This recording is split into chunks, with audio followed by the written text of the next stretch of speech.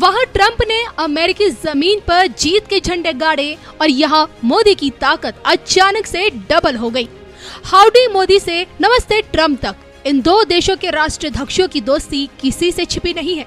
इनके बीच की केमिस्ट्री, दुश्मनों से बदला लेने का तरीका और खुद के लोगों के लिए काम करने का जज्बा एक दूसरे से 100% मिलता है। तभी तो आज जब अमेरिका की सत्ता ट्रंप के हाथों में लौटी है तो भारत के दुश्मनों की सिट्टी पिट्टी गुल हो गई है। आलम यह है कि राष्ट्रभक्त विश्वविख्यात सुदर्शन चक्र ज्योतिषाचार्य श्री सनबेता अशोका जी की 5 साल पुरानी भविष्यवाणी सत्यता की कसौटी पर खरी उतर रही है। साल 2019 में ट्रंप और मोदी को लेकर श्री सनबेता अशोका जी द्वारा की गई भविष्यवाणी में भारत और अमेरिका का भविष्य देखा जा रहा है।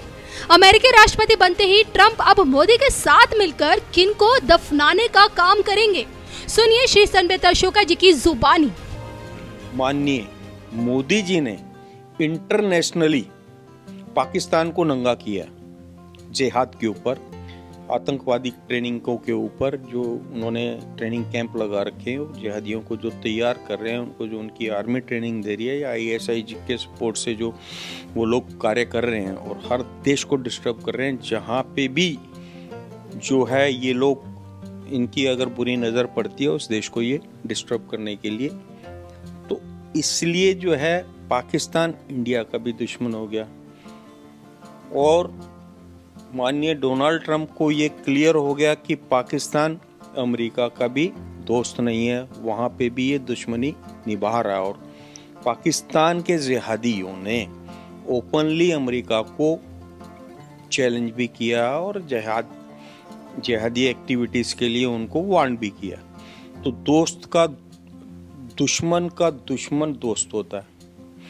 पाकिस्तान का भी दुश्मन, इंडिया का भी दुश्मन पाकिस्तान है और अमेरिका के साथ भी वो उसने पास्ट के जितनी हेल्प मिलने के बाद जिस थाली में खाया उसी में छेद किया।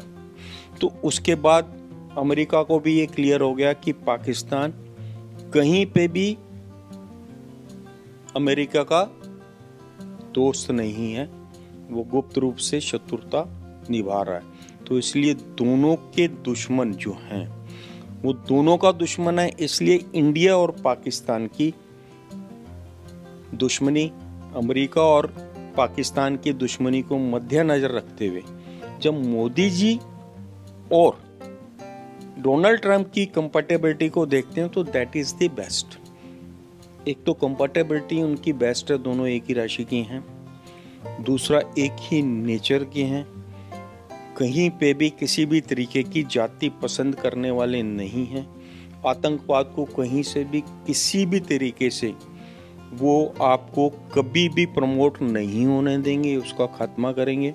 जो माननीय डोनाल्ड ट्रंप जी ने अपने टेक्सास की उसमें जो है भाषण में बता दिया कि वो इस्लामिक जिहाद को बढ़ने नहीं देंगे, अगर कहीं बढ़ रहा है तो उसका खात्मा करने में मोदी जी का साथ देंगे, ये उन्होंने अपने वक्तव्य में बोला है। तो इस कारण, दो कारण, दुश्मन का दुश्मन दोस्त और इधर कंपैटिबिलिटी बेस्ट होने के कारण, सुपर कंपैटिबिलिटी है आपकी मोदी जी और माननीय डोनाल्ड ट्रंप के बीच में होने के कारण इस ट्रायंगल में आपका इमरान खान जो है या पाकिस्तान जो है कहीं फिट नहीं बैठता, कहीं फिट नहीं बैठता।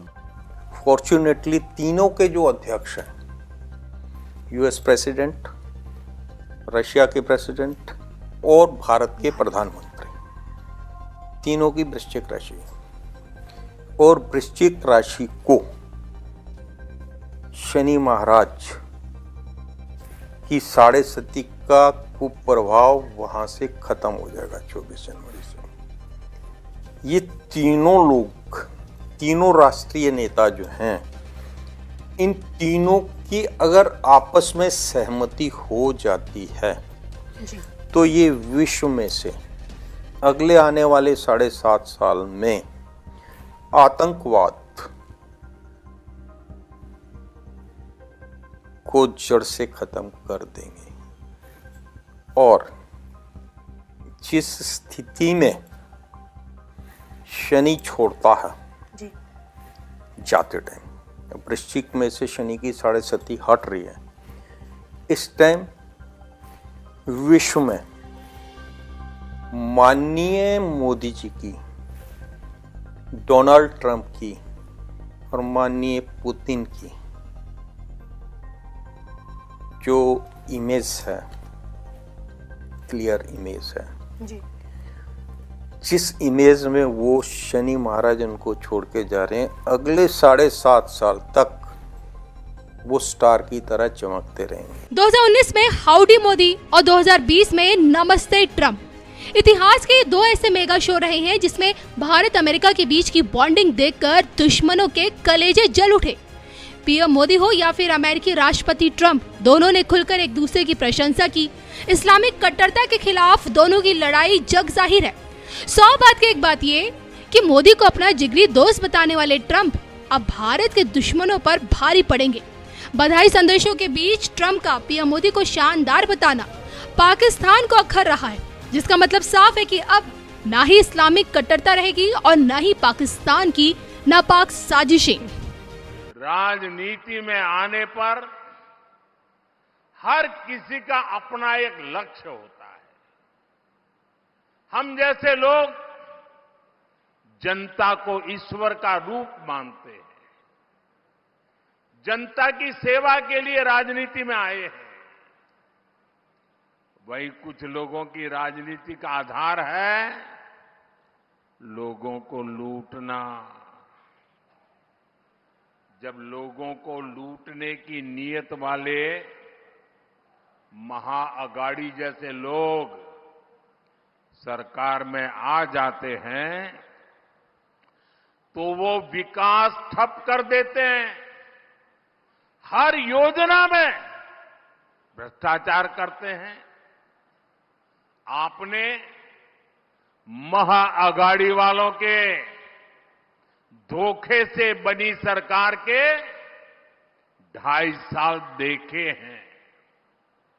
इन लोगों ने पहले सरकार लूटी और फिर महाराष्ट्र के आप लोगों को भी लूटने में वो लग गए थे। इन लोगों ने मेट्रो परियोजनाओं को ठप कर दिया, वाढवण पोर्ट के काम में अड़ंगा लगा दिया, समृद्धि महामार्ग बनने में रुकावटें पैदा की। अघाड़ी वालों ने हर उस योजना पर रोक लगा दी जिसे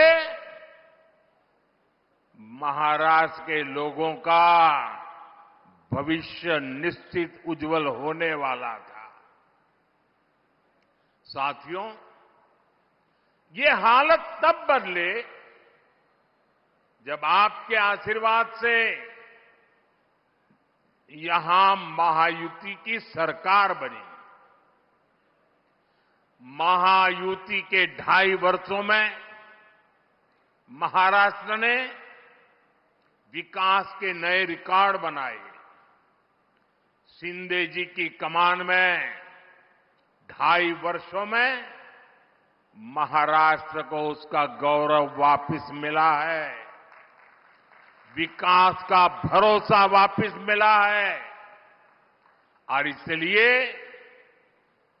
मैं महाराष्ट्र के मतदाताओं से आग्रहपूर्वक कहूंगा, आप सबको याद रखना है, भाजपा महायुती आहे तर गती आहे।